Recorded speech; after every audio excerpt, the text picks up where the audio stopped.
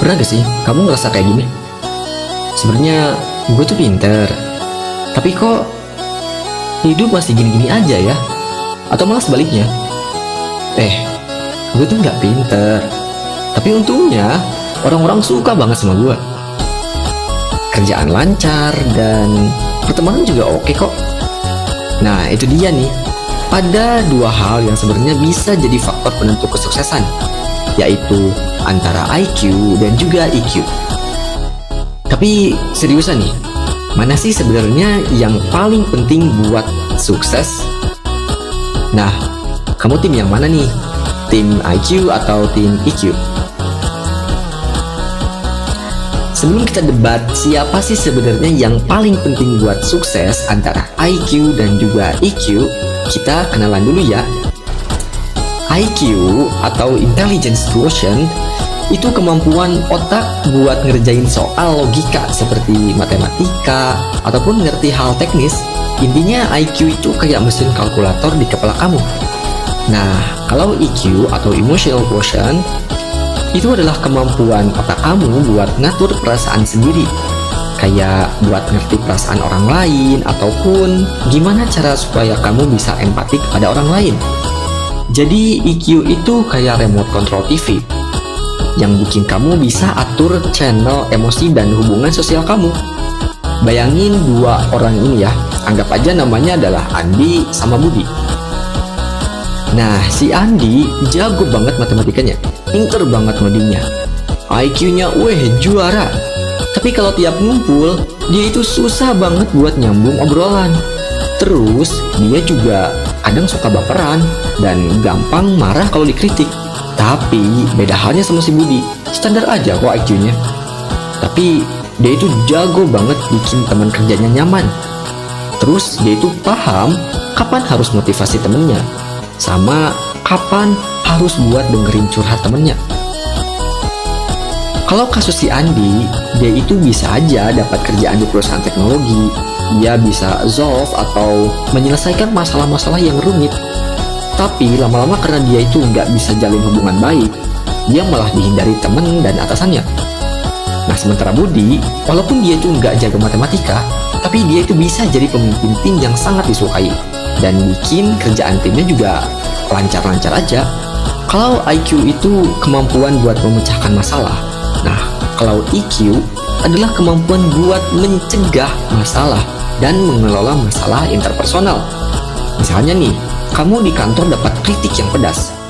Kalau IQ tinggi tapi EQ kamu rendah, kamu mungkin kesel, marah, atau malah ujung-ujungnya nutup diri.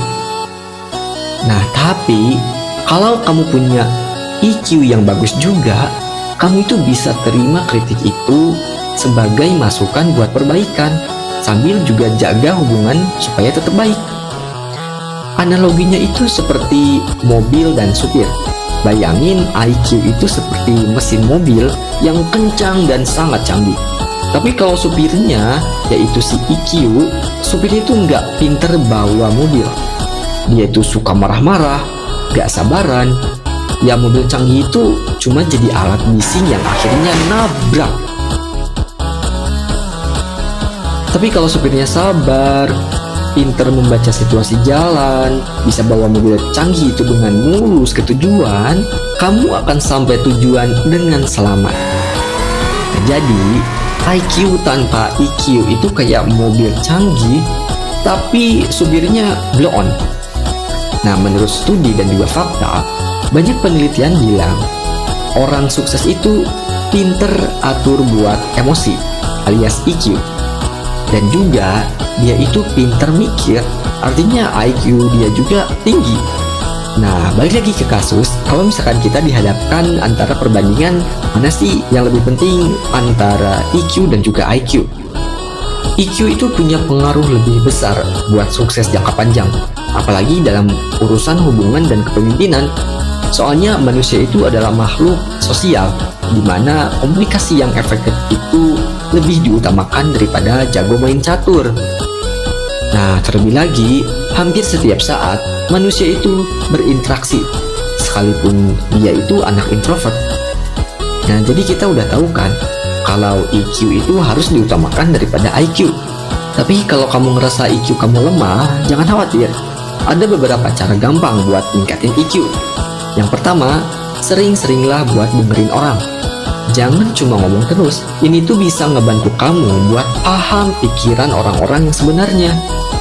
Terus tips yang kedua, belajar untuk mengendalikan emosi diri sendiri. Kamu bisa dengan nulis jurnal atau curhat ke temen. Ini bisa bantu kamu buat buang energi negatif seperti stres ataupun depresi. Dan tips yang terakhir, latihlah empati dengan membayangkan kamu berada di posisi orang lain sebelum bereaksi. Nah, jadi itulah perbandingan antara IQ dan juga EQ. Dan gimana supaya kita bisa ningkatin EQ kita dengan simple. Kalau kamu suka penjelasan santai dan mau terus dapetin tips asik buat upgrade diri, jangan lupa like dan follow channel ini, biar aku bisa terus kasih kamu insight keren buat hidup yang lebih sukses dan bahagia. Share juga ke teman-teman kamu yang masih bingung antara EQ dan IQ. Sampai jumpa di video selanjutnya. Dadah!